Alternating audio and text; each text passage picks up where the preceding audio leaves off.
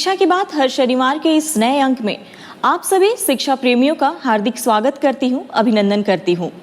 आज पुनः आप सभी शिक्षकों के द्वारा पूछे गए सवालों के जवाब के साथ हमारे बीच मौजूद हैं शिक्षा विभाग के अपर मुख्य सचिव doctor S Siddharth sir. Sir बहुत बहुत स्वागत है आपका। सर पिछली बार हमने TRE 3 के प्रश्नों पर बात की थी, सर उस संबंध में आप कुछ कहना चाहेंगे?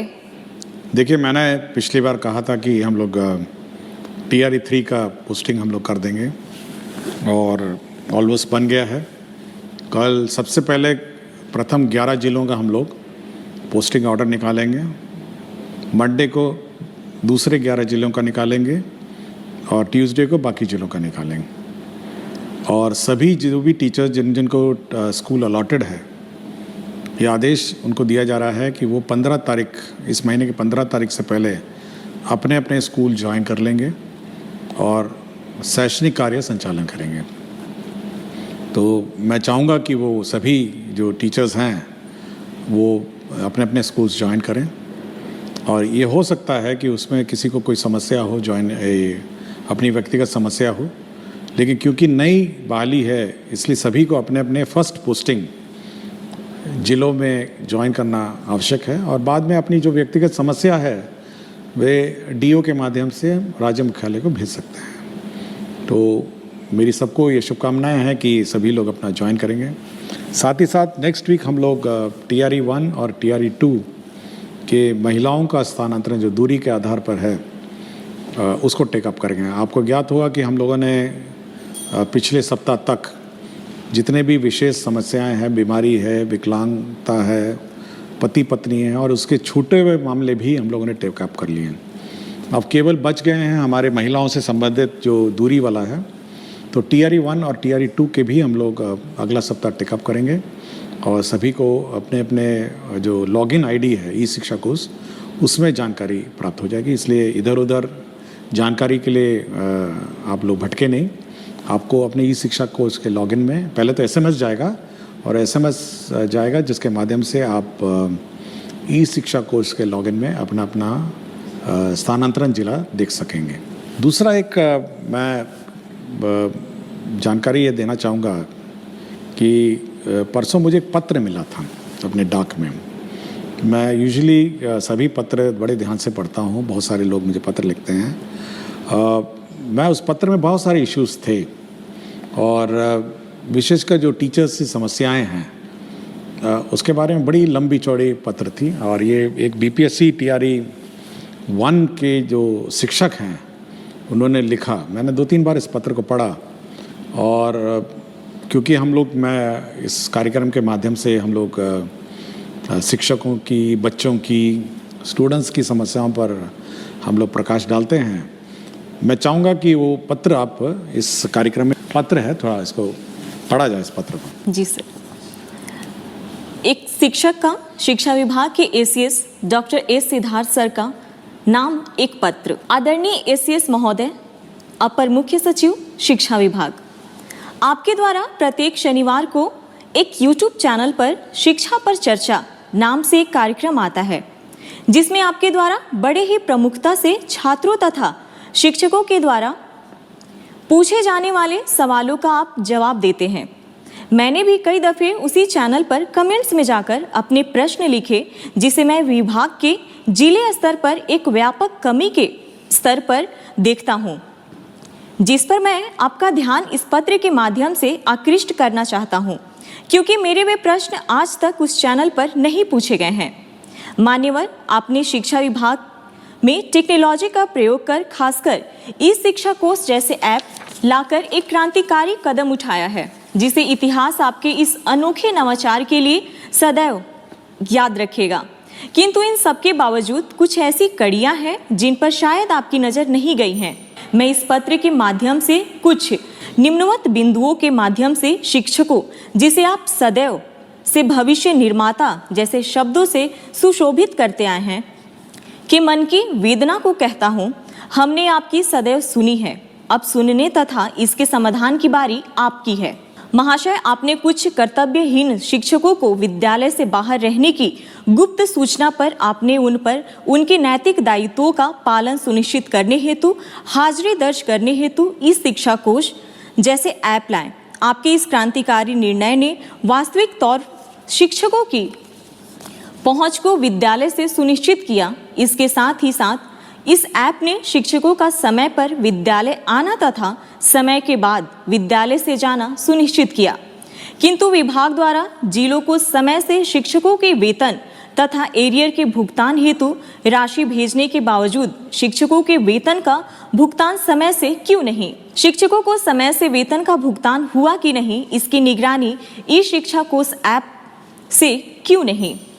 विभागीय आदेश के बावजूद शिक्षकों के वेतन तथा बकाया राशि का भुगतान नहीं होने पर डीईओ तथा डीपीओ स्थापना का निलंबन क्यों नहीं?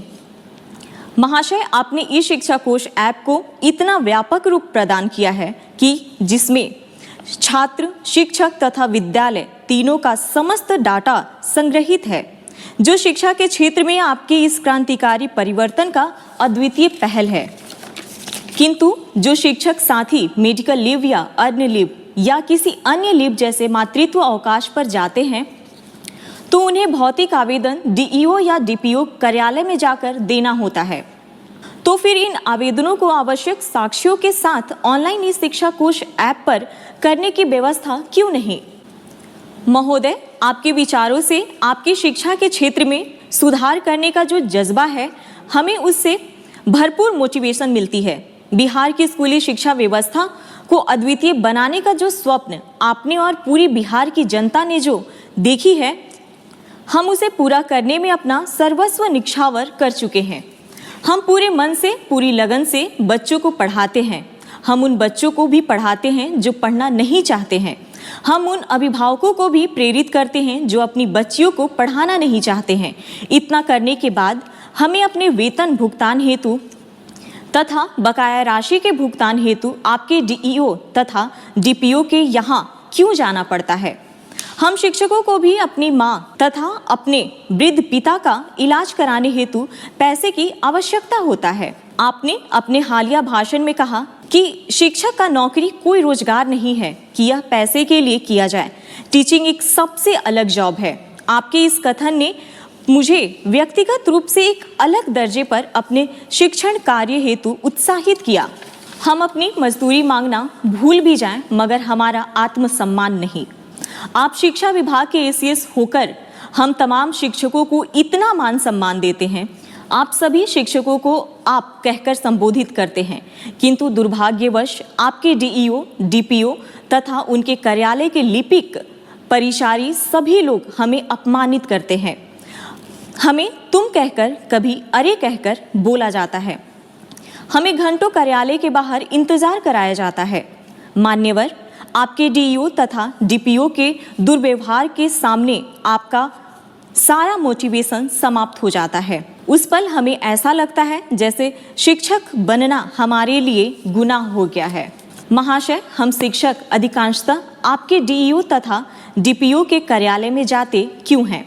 अर्न लीव के लिए, मेडिकल लीव के लिए, मातृत्व अवकाश के लिए, वेतन भुगतान या बकाया राशि भुगतान के लिए। हम कार्यालय उपरोक्त कार्यों हेतु जाते हैं, तभी हमसे चढ़ावा मांगा जाता है, हमें अपमानित किया जाता है। अगर आप उपरोक्त कार्य हेतु ई शिक्षा कोश ऐप पर भी व्यवस्था कर दे तो कुछ हद तक हम शिक्षकों की मन की वेदना को आप दूर कर सकेंगे। महाशय, जब आप आपके डीईओ, डीपीओ महीने के 1 तारीख को अपनी मजदूरी ले लेते हैं, तो आप हम शिक्षकों की मजदूरी देने में 1 से 2 महीने का विलंब क्यों? एक अभिभावक अपने बच्चों का वेतन दिए बिना अपना वेतन कैसे पा सकता है? यह नैतिक रूप से बिल्कुल गलत है। आप भली भांति जानते हैं सर कि भूखे पेट मोटिवेशन भी काम नहीं आता है। आप और आपके डीईओ भाषण इसलिए दे देते हैं कि आपको कभी भी वेतन के लिए आपके अधिकार के कार्यालय का चक्कर नहीं लगाने पड़ते हैं। अतः महोदय से मेरा नम्र निवेदन होगा कि उपरोक्त बिंदु पर विचार करें ताकि बिहार के तमाम शिक्षक साथियों का दर्द कम हो। मैं इस पत्र को 2-3 बार पढ़ा और मैं इसीलिए इस पत्र को मैंने साझा किया क्योंकि इस कार्यक्रम को मेरे पूरे विभाग के अधीनस्थ सभी पदाधिकारी और कर्मचारी देखते हैं। और एक टीचर की वेदना जो है ना, जब वेतन समय पर नहीं मिलने का, उस वेदना को मैं बार बार हर मीटिंग में, जितना भी वीडियो कॉन्फ्रेंसिंग की मीटिंग होती है, मैं उनको कहता हूँ और ये मैं बार बार उनको चेतावनी देता हूँ। और आखिरी लास्ट टाइम मैंने जब मीटिंग किया था तो मैंने यहाँ तक चेतावनी उनको दे दी कि जब तक शिक्षकों का वेतन नहीं मिलेगा तब तक कार्यालय में जो पदाधिकारी हैं और कर्मचारी हैं, ग्रुप डी छोड़ के, उनका वेतन की निकासी नहीं की जाएगी। मैंने यहाँ तक लास्ट टाइम कह दिया। और इस शिक्षक जो मुझे लगा TRE 1 के बहुत ही कमिटेड टीचर है, मतलब ये मेरे विचार से जब मैंने पत्र को बड़े ध्यान से पढ़ा तो मेरे मापदंड में बहुत एक आदर्श टीचर है, मतलब एक टीचर जिसकी मैं परिकल्पना करता हूँ और शिक्षा व्यवस्था जिसके कंधे पे है। और मेरा बहुत उम्मीद है ये TRE 1, TRE 2, TRE 3 और सक्षमता पास जो टीचर हैं कि इस प्रकार की भावना और इस प्रकार का जो मतलब कमिटमेंट है, यही हम सभी शिक्षक से चाहते हैं। यह उसका दूसरा उद्देश्य था।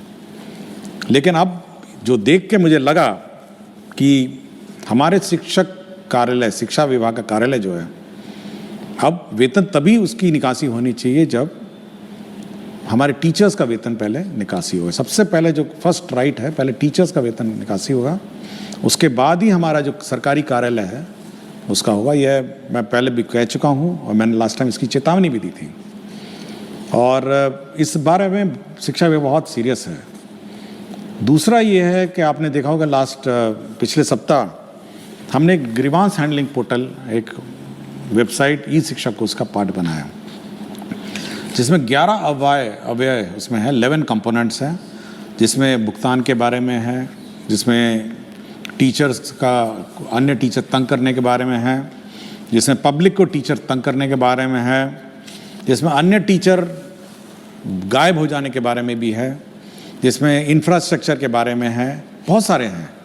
और इसको मैं रोज़ सुबह और शाम देखता हूँ। और यह निश्चित रही है, मैं सभी टीचर जो भी शिकायत उसमें है, और बिल्कुल यही शिकायत थी इसमें। जब मैंने खोला कि कितना पेमेंट पेंडिंग है तो बड़ा दुख हुआ मुझे कि मातृत्व अवकाश 1 साल पहले लिया था, अभी तक वेतन नहीं मिला उस पीरियड का।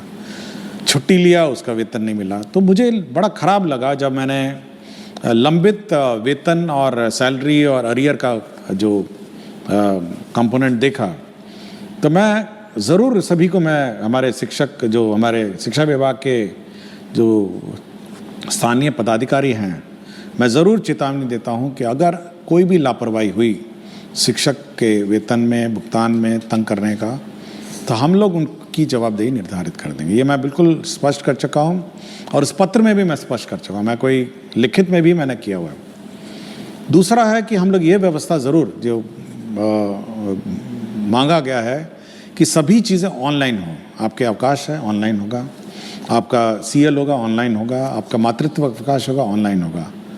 और जहाँ तक का ये आवेदन पत्र हैं, जैसे इन्होंने मेंशन किया है, अर्न लीव है, मेडिकल लीव है, मातृत्व अवकाश है, वेतन भुगतान का बकाया है, ये सभी अब हम लोग ऑनलाइन ही करेंगे। मतलब अब ये जो कार्यालय में कागज़ जमा करना, फिर लोकल जो स्थानीय क्लर्क के बारे में विलम्ब करना, ये बड़ी सीख है। मैं बहुत प्रभावित हुआ इस पत्र के बारे में। शिक्षक ने अपना नाम नहीं बताया, उसने केवल ये लिखा है, एक शिक्षक BPSC TRE 1।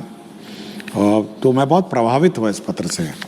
और यह मैं अपने ऑफिसर्स को कहूँगा कि ये सभी जो कमेंट्स और जो सुझाव दिए गए हैं, तो इस पर अमल करें और यह सुनिश्चित करें कि जो टीचर्स हैं वो ज़्यादा से ज़्यादा समय अपने विद्यालय में बिताएं। और साथ ही साथ इस बार आपको याद होगा कि हम लोगों ने मध्याह्न भोजन में भी हम लोगों ने प्रधान अध्यापक को अलग करने का निर्णय लेते हुए लोगों ने पायलट प्रोजेक्ट मध्याह्न भोजन का चालू किया है। देखिए, हम लोगों का ये उद्देश्य रहा है कि जो प्रधान अध्यापक हैं उनका जो मूल कार्य है उनका मूल कार्य स्कूल में क्या संचालन हो रहा है, टीचर्स आए हैं नहीं आए हैं, कोर्स जो है जो सिलेबस है वो समय पे पढ़ाया जा रहा है नहीं जा रहा है, यह देखना है। साथ ही साथ बच्चों को किताबें मिल गई हैं, आपके जो रिपेयर्स हैं, छोटे मोटे रिपेयर्स हैं, नल है, बिजली का कनेक्शंस हैं, ये सब है, बहुत सारे बिल्स का भुगतान है। साथ ही साथ बच्चे स्कूल में आ रहे हैं नहीं आ रहे हैं, स्थानीय स्तर पर पंचायतों से जीविका और सभी जो भी स्थानीय जनप्रतिनिधि हैं उनके साथ बैठक करना और एक स्कूल का समन्वय समाज के साथ जोड़ना, तो ये सभी काम बहुत बड़ा काम है ये सब। और यह देखा गया है और ये मेरा जो इंस्पेक्शन और फीडबैक से मिला है कि जो समय मिड डे मील में लगा उससे जो शैक्षणिक कार्य है ये प्रभावित हो गया है। और हम चाहेंगे कि जो प्रधान अध्यापक जो टीम लीडर है, इसमें कोई जूनियर सीनियर की बात नहीं है, लेकिन एक डेजिग्नेटेड टीम लीडर के रूप में वो काम करे, एक टीम बिल्डिंग करे और साथ ही साथ जो सरकार का निर्देश है कि कैसे पढ़ाना है, स्कूल में गुणवत्तापूर्ण शिक्षा है, इसको सुनिश्चित करना है। अब जैसे हम देख रहे थे पिछले सप्ताह ही बात है, अब एक टीचर का आपने देखा होगा कि एक ही फ़ोटो पे 10 दिन अटेंडेंस लगा दिया। तो यह भी काम प्रधान अध्यापक का है कि जब वो टीचर आ नहीं रहा है और उसका अटेंडेंस लग रहा है तो ये चेक करके ये पता करना कि भाई ये अटेंडेंस लग कैसे रहा है। तो ये फर्जीवाड़ा जो अटेंडेंस का हुआ पिछले सप्ताह, जो एक मामला प्रकाश में आया, ये सब पर निगरानी रखना भी प्रधान अध्यापक का है। तो ऐसा टीम लीडर जो प्रधान अध्यापक का है उसका काम है कि स्कूल का संचालन सरकार के नियमानुसार चले और बच्चों की गुणवत्तापूर्ण शिक्षा उनको उपलब्ध हो, और साथ ही साथ समाज में पेरेंट्स हैं, पीटीए मीटिंग है, बहुत काम है, इतना सारा काम उसको है, अगर मैं गिनवाने लग जाऊं तो 1 घंटा और लग जाएगा। तो बहुत सारा काम है जो प्रधान अध्यापक के जिम्मे हैं। कोर्स समय पर हो, परीक्षाएं समय पर हो, मंडे टेस्ट समय पर हो, वीकली टेस्ट समय पर हो, तो बहुत सारी चीज़ें हैं। होमवर्क टीचर्स दे रहे हैं, क्लास में वर्कबुक करेक्ट हो रहा है, तो ये सारा जो ये कार्यक्रम है ये प्रधान अध्यापक के जिम्मे है। और मैं जिसने भी इतना लंबा पत्र बड़े हाथ से लिखा हुआ था, तो बहुत सुंदर हैंड राइटिंग थी। मैं हैंड राइटिंग देख के मैं एक बार रुका कि इतनी सुंदर लिखाई है, उसको देख के मैं बहुत ही प्रसन्न हुआ और मैं बैठ के मैंने इसको 3-4 बार पढ़ा। तो मैं आज इसीलिए मैंने आज इस कार्यक्रम को रखा कि आज एक बार इस पत्र के बारे में मैं सभी से चर्चा करूंगा और एक संवाद हम लोग शिक्षा में टीचर से संवाद स्थापित करना चाहते हैं, बच्चों से स्थापित करना चाहते हैं, अभिभावकों से करना चाहते हैं। और इसी कड़ी में मैं इस पत्र को आज मैंने पढ़ा, नमन करता हूँ, मैं उनको धन्यवाद देता हूँ कि शिक्षा क्षेत्र में सुधार के लिए उन्होंने मुझे पत्र लिखा। बहुत बहुत धन्यवाद सर। अगले सप्ताह पुनः आपसे मुलाकात होगी। धन्यवाद।